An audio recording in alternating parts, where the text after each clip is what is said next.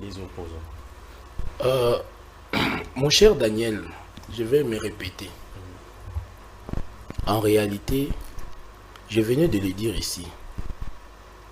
La manière de faire la politique, que vous soyez de l'opposition ou de la majorité, c'est constitué par des débats d'idées, des visions.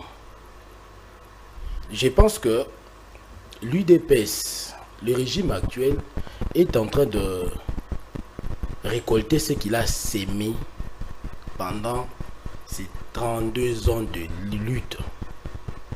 Vous vous rappelez avec moi que l'opposition, même sous l'UDPS, n'était constituée que des insultes à l'égard du régime. Qu'est-ce que nous n'avons pas entendu? Qu'est-ce que nous n'avons pas entendu dans ce pays? Et ceux qui ont appris à faire l'opposition sous le régime actuel, en fait, ils sont en train de reproduire les mêmes actes. Okay.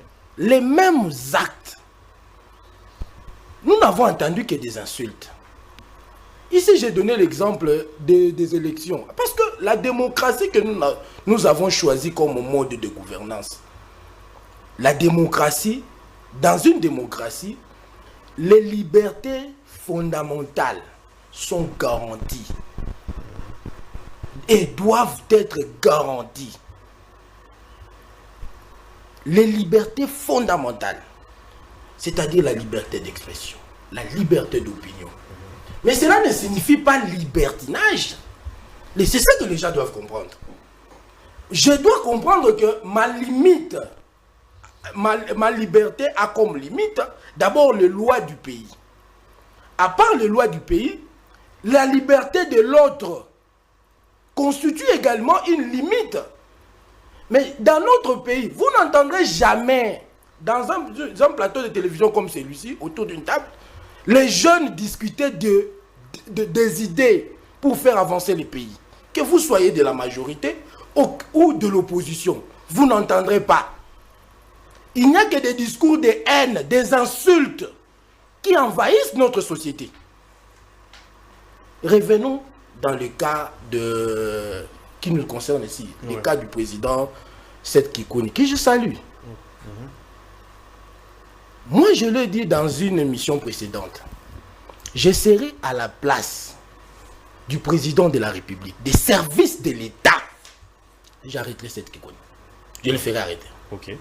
Parce que les gens doivent comprendre que la liberté d'expression, même dans un état de droit, même dans des pays où la démocratie a tellement évolué, il y a des lois qu'on respecte.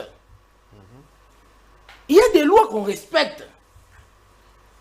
À la sortie il a été reçu en Bujimaï par le président de la Senko. Parce qu'aujourd'hui... À Lubumbashi? Oui, à Lubumbashi, ils ont été reçus par le président de la Senko. Parce qu'aujourd'hui, l'opposition, l'opposition, les acteurs politiques, se réfugient auprès de la Senko. Okay. Juste à la sortie de après s'être reçu par le président de la Senko, son premier mot. Nous, s'il y a dialogue, c'est pour rappeler au président de la République qu'il est incompétent. C'est pour rappeler au président de la République. Nous n'avons que ça à offrir à la population. Nous sommes tous contre le président, contre la vision du président de la République. Nous sommes tous contre. Nous ici, aujourd'hui, je le disais, bon nombre de Congolais regrettent d'avoir porté leur choix sur la personne du chef de l'État. Mais quand même, il est le président de la République de notre pays. C'est lui qui nous représente. Vous ne pouvez pas utiliser les médias, vous passez, vous dites que nous allons mettre tout en mouvement pour barrer la route au président de la République. Je me mets dans une mauvaise posture, défendre le président de la République, dont je ne partage pas la vision. Okay. Mais les opposants doivent savoir qu'eux également, ils se battent dans la politique pour être demain président de la République. Je ne vois pas le président Kikouni finir sa vie comme juste acteur politique simple. La politique, c'est pour gérer l'État. Donc, la même, que nous devons avoir la considération pour nos institutions.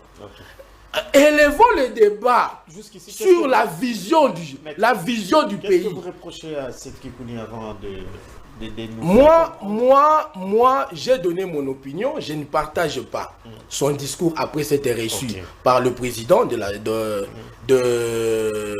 la Senko. Il a tenu des discours pendant un meeting, à Lumbashi. Il a tenu des propos. Il a été pris par les services. Ce que je suis en train de décrire, que mon frère l'a fait,